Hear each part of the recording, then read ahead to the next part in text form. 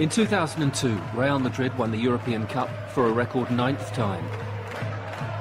In the decade since, one manager has dominated European football. Few Real fans would have imagined they would still be awaiting their coveted 10th European crown. Nobody would have foreseen the rise and rise of Jose Mourinho, except perhaps the man himself.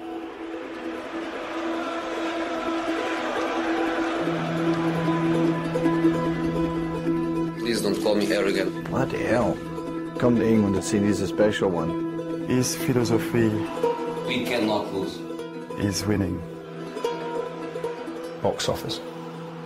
I didn't answer to Mr. Mourinho. Mind games? This was a game of football, come on. No other manager would do this. For sure the most successful manager in the game. He's a greedy bugger.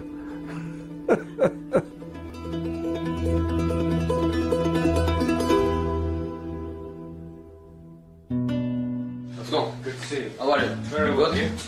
Difficult questions, easy questions. 1, 2, 3, 4, 5.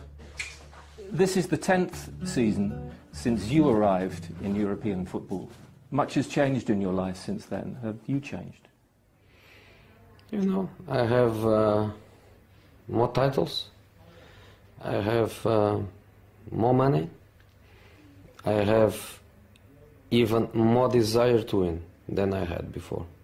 That's my nature. I want to do things well. I want to show my people that in life you have to have ambitions till the end of it. So I try to learn every day. I try to be better every day.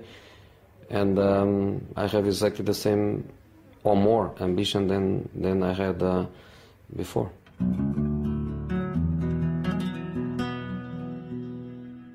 He's won 2 European trophies, won UEFA, he's won the leagues, he's done it all.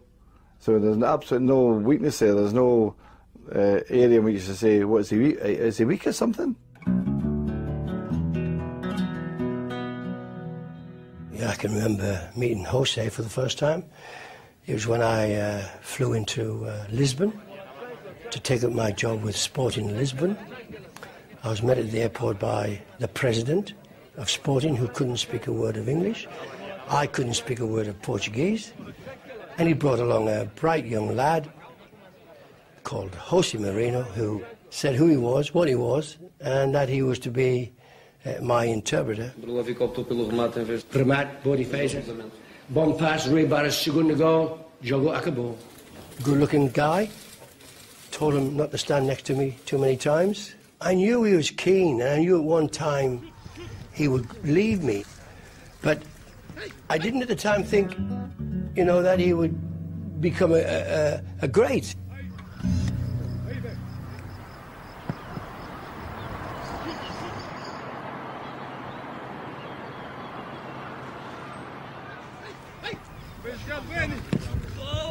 Porto was a team of kids where the coach was also a kid.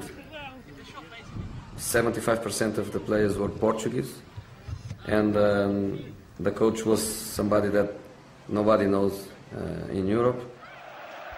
It changed the way that Porto behaved and Portuguese football behaved, because it was something completely different to what was installed before. And I think Portuguese football, you know, has a tremendous depth towards what he left over there. When I arrived, I told him the first day that we are going to be champions. I could feel that with our quality, we could dominate.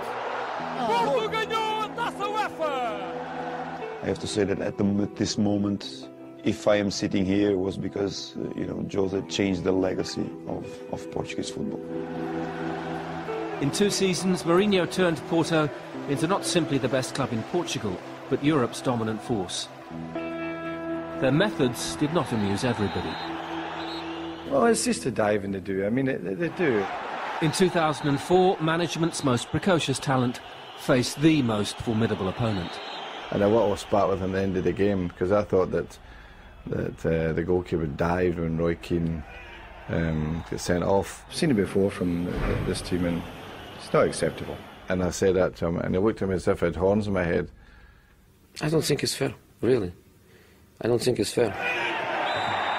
When I saw the video replay, I was really totally wrong because Roy definitely done the goalkeeper. It's not true that the Portuguese player is an actor. So what is the problem? A cultural problem? A result problem, I think. We play without the pressure. We play without the responsibility. Tonight we sleep with some dreams. If the two managers have their differences, it's maybe because they are very different men. Manchester United appeared to have solved their problem until the second minute of added time. Now or never for Porto. He's been turned in by Costinha. A pivotal moment in Mourinho's career, followed by the first defining image. Jose Mourinho may well have the last word. When they came to Old Trafford and knocked us out in the celebration, it's an impact on your team. You know, you saw the celebration, they all rushed to that corner flag that night. The players are heroes. They were not afraid of this wonderful atmosphere. And I think we deserve it. I congratulated them after the game, and since then we've gone very well. And Sir Alex Ferguson? He only told me congratulations, and for me is enough. 3 months later, Porto would win the most one-sided Champions League final of the decade. He will come to England as the manager of the European champions. Roman Abramovich had seen something he rather liked. It's the time for people to stop to speak about my past and to start to speaking about my recent past. Because I did what almost nobody did it.